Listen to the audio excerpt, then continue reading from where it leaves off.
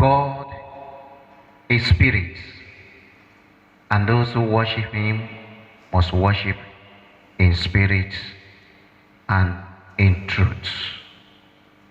We have come together as the family of God in our Father's presence to offer him praise and thanksgiving, to hear and receive his holy word, to bring before him the needs of the world, to ask his forgiveness of our sins, and to seek his grace. And through his Son Jesus Christ, we may give ourselves to his service. Let us confess our sins to the Almighty God. Kneeling. Let us examine ourselves before the Almighty God. Together, Almighty God, our Heavenly Father, we have sinned against you and against our neighbors in thought and word and deed, through negligence, through weakness, through our own deliberate faults. We are truly sorry and repent of all our sins for the sake of your Son Jesus Christ, who died for us. Forgive us all that is past, to the glory of your name. Amen. Almighty God, who forgives all who truly repent, have mercy upon you, pardon and deliver you from all your sins, confirm and strengthen you in all goodness, and keep you in life eternal, through Jesus Christ our Lord. Glory to the Father, to the Son, and to the Holy Spirit, as it was in the beginning, is now, and ever, forever and ever. Amen. Psalm 145. Psalm 145 shall be taken responsibly. I will exalt you, O God, my King. I'll bless your name forever and ever.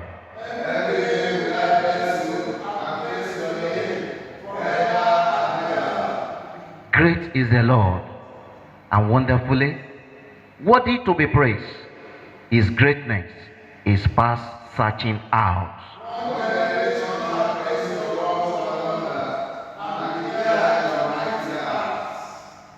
As for me, I will be talking of the glorious splendor of your majesty.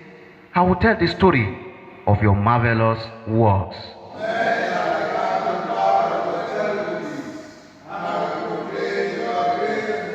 Their lips shall flow with the remembrance of your abundant goodness. They shall shout for joy at your righteousness.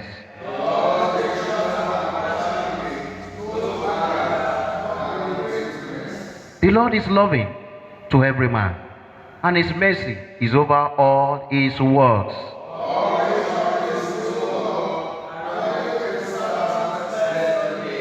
They speak of the glory of your kingdom and tell of your faithful servant. Bless your name.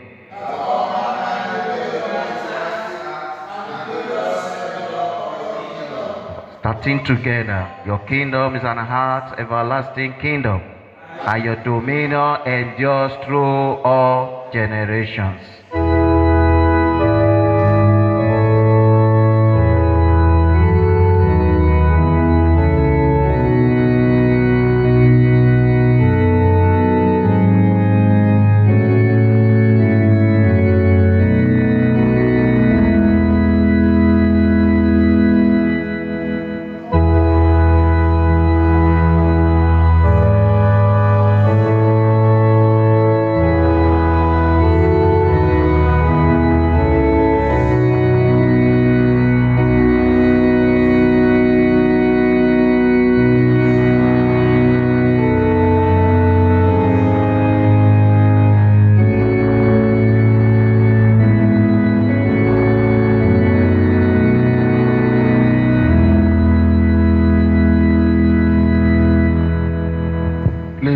seated. The first lesson is taken from the book of Isaiah, chapter 49, beginning at the first verse. Isaiah chapter 49, beginning at the first verse.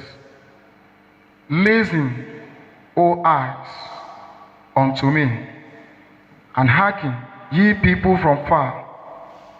The Lord hath called me from the womb.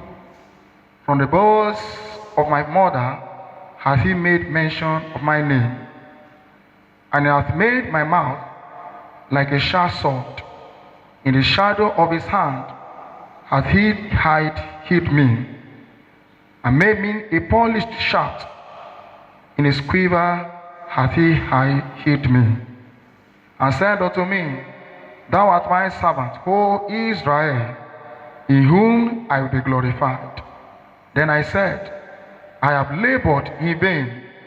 I have spent my strength for naught, and in vain.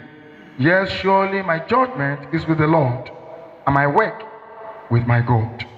And now say the Lord that formed me from the womb to be his servant, to bring Jacob again to him. Though Israel be not gathered, yet shall I be glorious in the eyes of the Lord, and my God shall be my strength. And he said, It is a light thing that thou shouldest be my servant, to raise up the tribes of Jacob, and to restore the preserved of Israel. I will also give thee for a light to the Gentiles, that thou mayest be my salvation unto the end of the earth. This is the word of the Lord.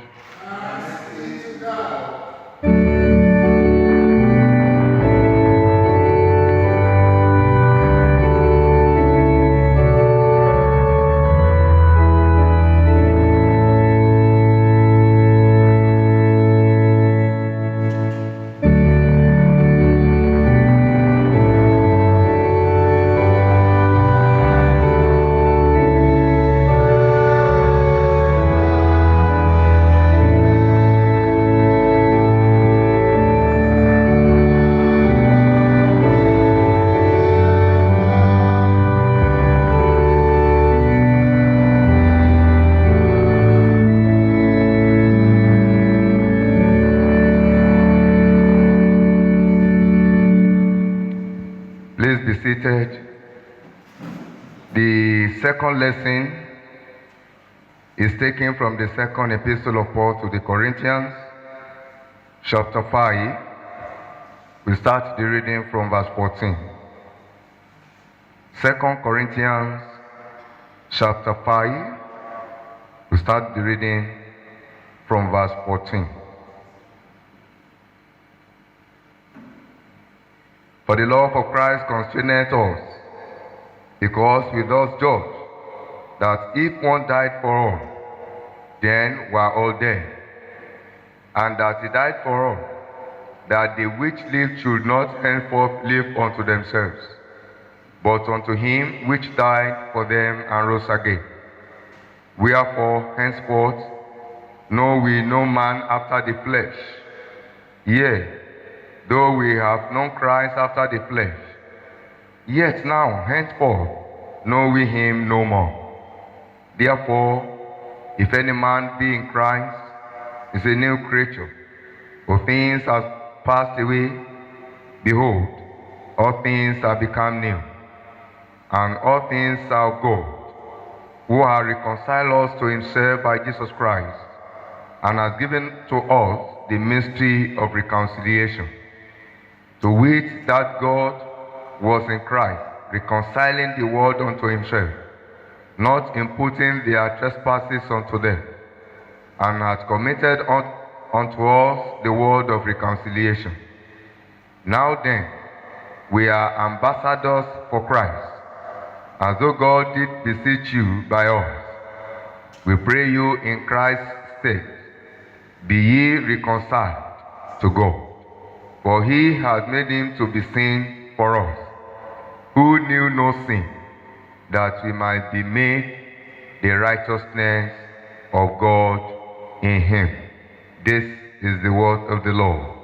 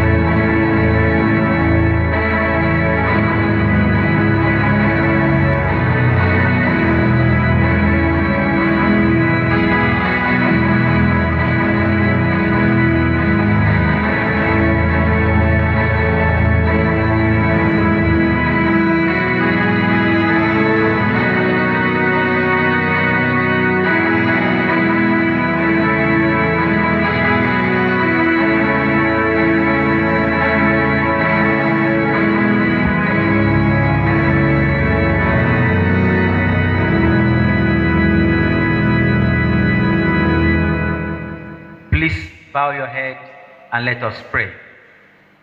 Father of heaven, we thank you for this wonderful morning that you have given unto us. We say be exalted in the name of Jesus. As we listen to you, O Lord, we pray. May your word come into our hearts in the name of Jesus. And at the end of this service, we pray our life shall be renewed in you. Through Jesus Christ, our Lord. Please be seated. We appreciate the name of the Lord for yet another Sunday in the presence of God. It is my prayer that the Lord will continue to be with us in Jesus' name. And I'd like to appreciate the Lord Bishop for this wonderful opportunity that he has granted me to speak the word of God to the church of God today. It is my prayer that the Lord Almighty will continue to be with you in your episcopacy in Jesus' name. The topic for this morning is the new creation. The new creation. And the text is taken from 2 Corinthians chapter 5, verse 17.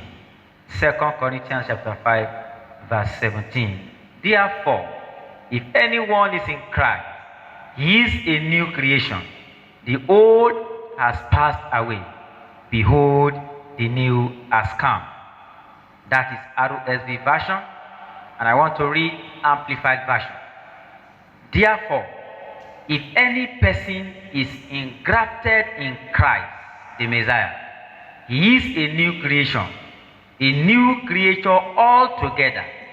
The old, previous moral and spiritual condition has passed away. Behold, the fresh and new has come.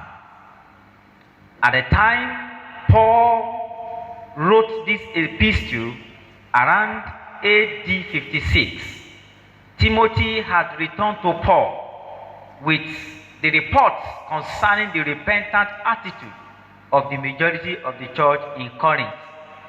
However, there were still some people who were defiant and thus opposed the apostolic instruction of Apostle Paul. Paul thus writes this letter before his third visit to Corinth in order to stimulate repentance on the part of those who persisted in their unrepentant and arrogant attitudes.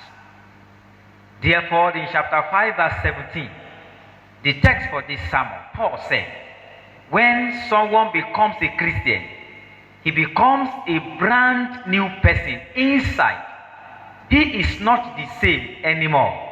A new life has begun. In other words, Paul meant that one is new in Christ, not only because he has been cleansed of sins, but also because of his perspective of life after obedience to the gospel. For anyone who will be in Christ must take all old ways of life to the cross. This implies that before one can go to the tomb with Jesus, he must also go with Jesus to the cross. Through repentance, the old man who desires to sin is crucified on the cross. The word in Christ refers to the covenant relationship that one establishes with Christ at the time of immersion. When one is baptized into Christ, he comes into this new relationship with Christ at the time of his baptism. All things have become new. In Christ, one does not consider things according to the flesh any longer, but according to the spiritual nature. Becoming a new creation in Christ makes one to consider all things from a new perspective. Anyone who is in Christ will perceive everything in a new dimension. The thinking faculties will change. No place for the old nature to reign. Every nature of flesh is already dead by the crucifixion on the cross. Colossians chapter 2 verse 6 to 7 says, as therefore you receive Christ, Jesus the Lord, so live in him, rooted and built up in him, and established in the faith, just as you were taught, abounding in thanksgiving. This means Christians who has received Christ must let their manner of life be conducted after the nature of the gospel they receive and obey. No more place for the flesh. They should live the Christian life with the same zeal and eagerness with which they obey the gospel. No going back. No place for sin to set in their life anymore. The source of Christian existence is in Jesus Christ. If one separates himself from Christ, he will spiritually die. No one can live as an island unto himself and yet claim to be in Christ. If a man does not abide in Christ, he is cast forth as a branch and withers. According to John chapter 15, verse 6. May we not be withered in the name of Jesus. Brethren, anyone who will become a new creation must derive his or her life and existence from him, that is, from the Lord Jesus Christ. Jesus is the source and fountain of the new creation.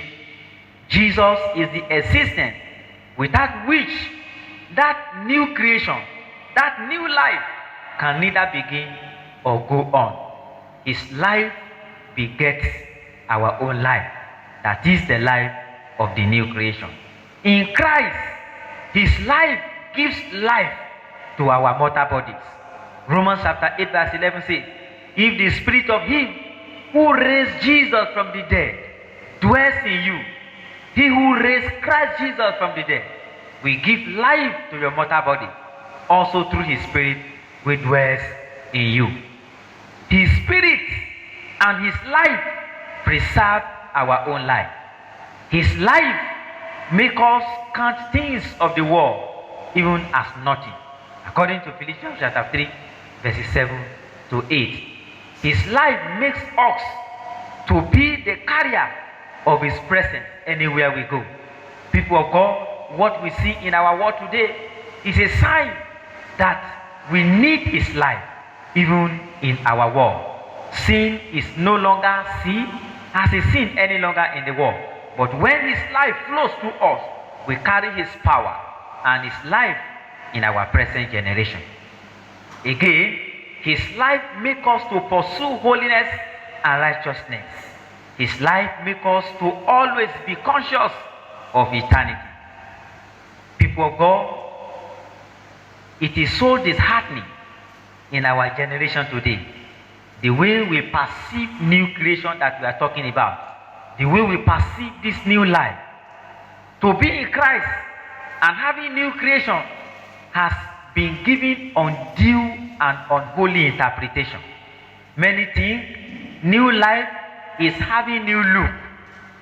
New life is having new clothes, or house, or cars, or things of this world.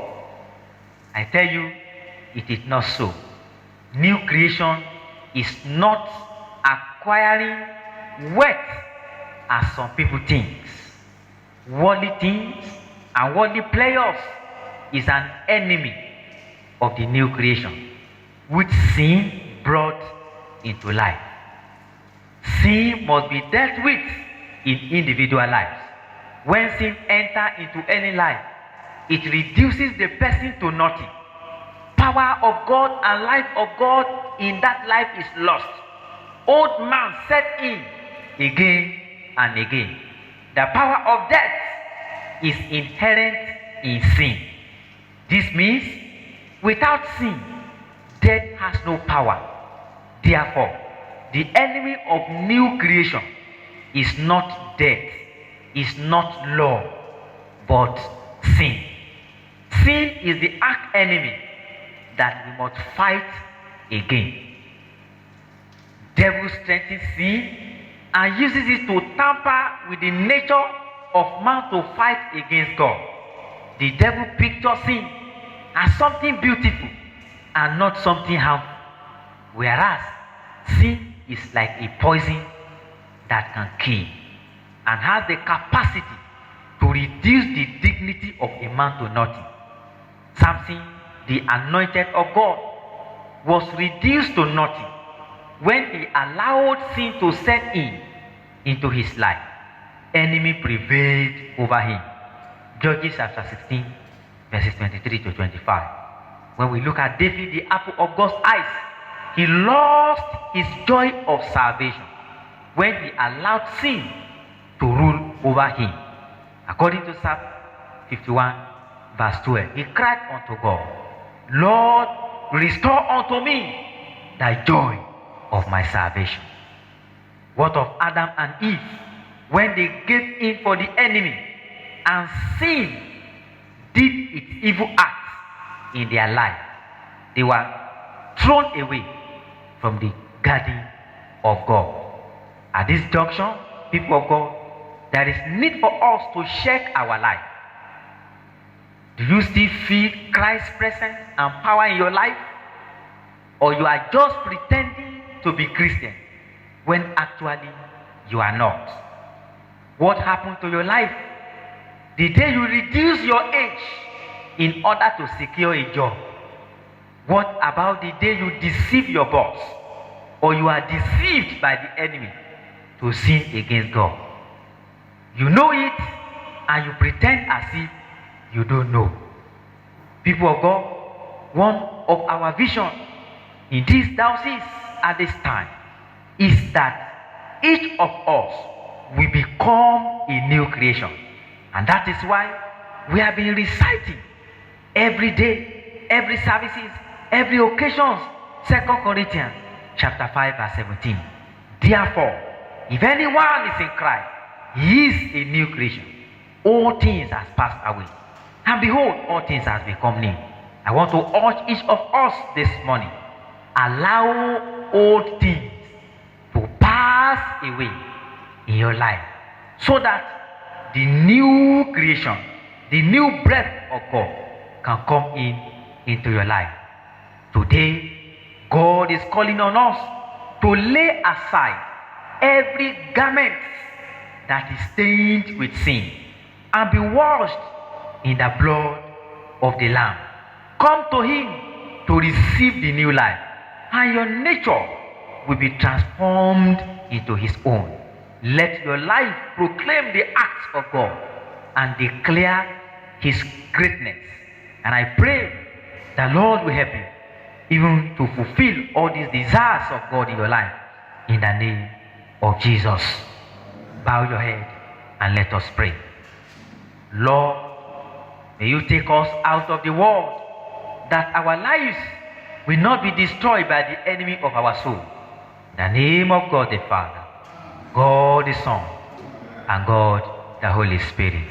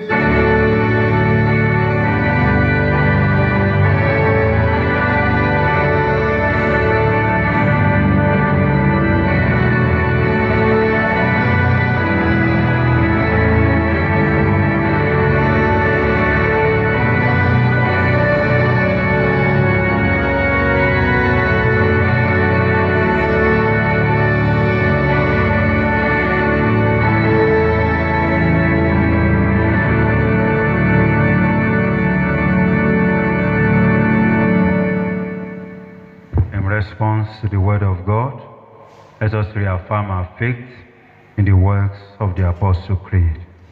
I believe in God, the Father Almighty, creator of heaven and earth, and in Jesus Christ, His only Son, our Lord. He was conceived by the power of the Holy Spirit and born of the Virgin Mary.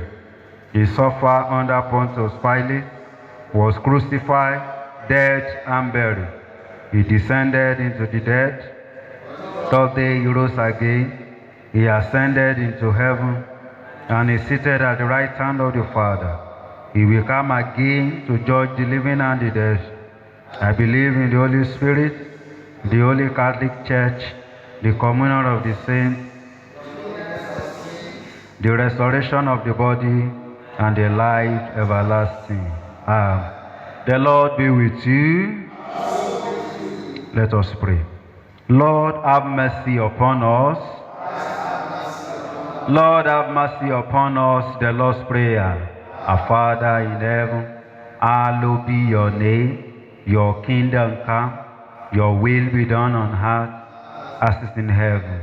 Give us today our daily bread, and forgive us our sins, as we forgive those who sin against us. And lead us not to temptation, but deliver us from evil. Amen. O Lord, show your mercy upon us. O Lord, guide and defend our rulers. Endue your ministers with righteousness. O Lord, save your people. Give peace in our time, O Lord. O God, make clean our hearts within yours. The collect for the weak and other prayers. Almighty God, who called your church to witness that you were in Christ reconciling men to yourself, help us so to proclaim the good news of your love, that all who hear it may be reconciled to you, through him who died for us and rose again, and reign with you and the Holy Spirit, O God, one God, now and forever. O God, the author of peace and lover of concord, in knowledge of whom stands our eternal life, whose service is perfect freedom, defend us, your humble servants, in all assault of our enemies, that we, surely trusting in your defense, may not fear the power of any adversary, through the might of Jesus Christ our Lord. O Lord, our heavenly Father, almighty and everlasting God, who has safely brought us to the beginning of this day, this week, defend us in the same with your mighty power, and grant that this day we fall into no sin, neither run into any kind of danger, but that in all our doings may be ordered by your governors, to do always what is righteous in your sight, through Jesus Christ our Lord. In continuation of our prayer, we shall pray for our nation Nigeria, the church, and other prayers. The Lord be with you. Heavenly Father,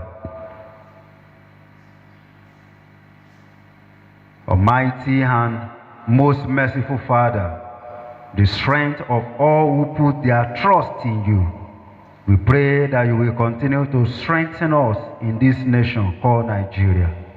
We pray especially for our President Muhammadu, our Governor Dapo, and all the people you have put in the position of authority in this country, from the federal level to the grassroots, that they may truly be faithful to the oath of office which they have sworn to, and serve their people with all sincerity, through Jesus Christ our Lord. Heavenly Father, we praise you for your unending love towards your church, and we pray that you will not allow the gate of hell to prevail over us, in the name of Jesus. We pray for our primate Henry, our Archbishop Michael, our Bishop Babatunde, and all your church in the service of God, that those who confess your name may be holy, faithful, committed, and be obedient. Eternal God, help us to show forth your glory to the Gentiles in every part of our land, through Jesus Christ our Lord. Amen. We humbly pray you, O Father in heaven, to guide us through the darkness of this world, to fight our battle from all our enemies, to guide us from the perils of this week, to hold us and strengthen us when we grow weary, and to lead us by your chosen path. This we ask through Jesus Christ our Lord. Amen. Help us to be rooted in you as we go this week. Purge us inward and outward, that we may be new creation, expected of us as we serve and worship you daily.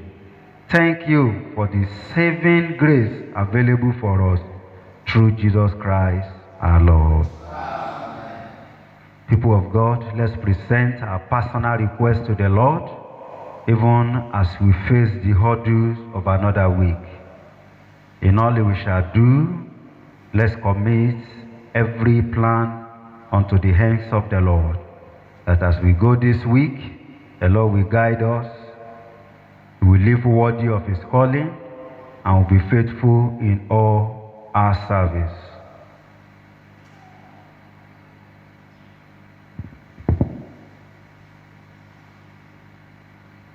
Let's begin to bring our prayer to a close. Lord, in your mercy, Almighty God, you have given us grace to bring before you with one accord our common supplications. And you promise that when 2 or 3 are gathered together in your name, you will grant their request. Fulfill now, O Lord, the desires and petitions of your servants, as may be most expedient for them. granting us in this world knowledge of your truth, and in the world to come, the fullness of eternal life. As a family of God, let's say the grace together. The grace of our Lord Jesus Christ, and the love of God, and the fellowship of the Holy Spirit be with us all evermore. Amen.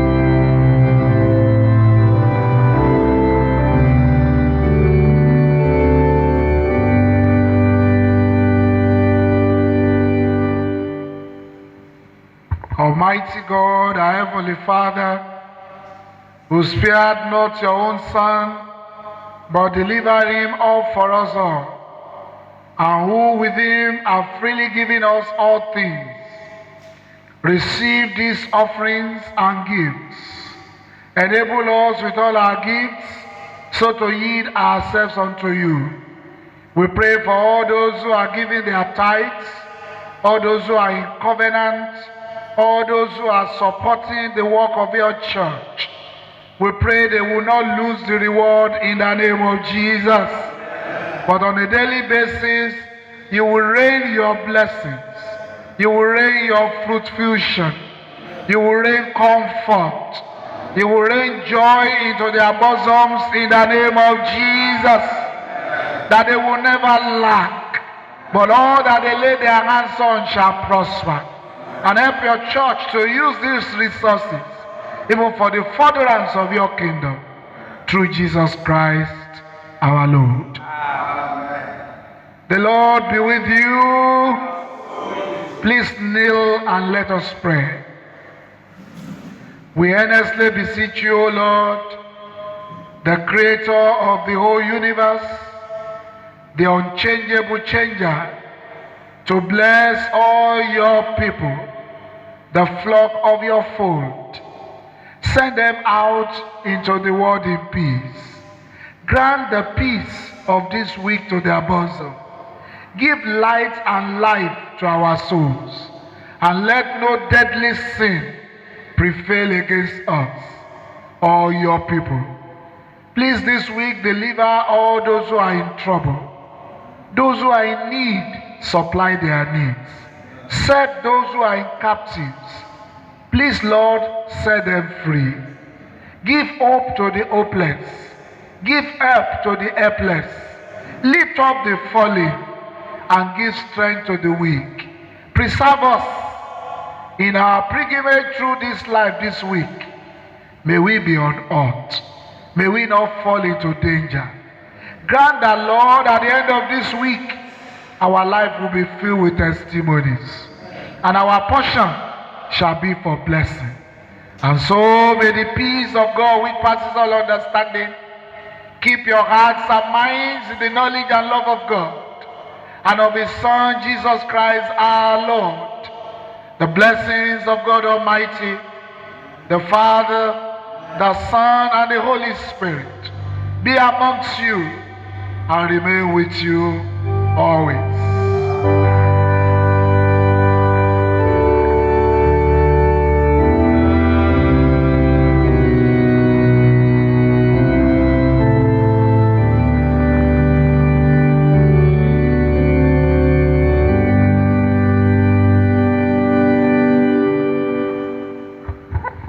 Second Corinthians chapter 5, verse 17. Therefore, if anyone is in Christ, is a new creature. All things are passed away. Behold, all things are become new. Christ in you, Christ in me, Christ in us. May the blessings of the Lord be upon you.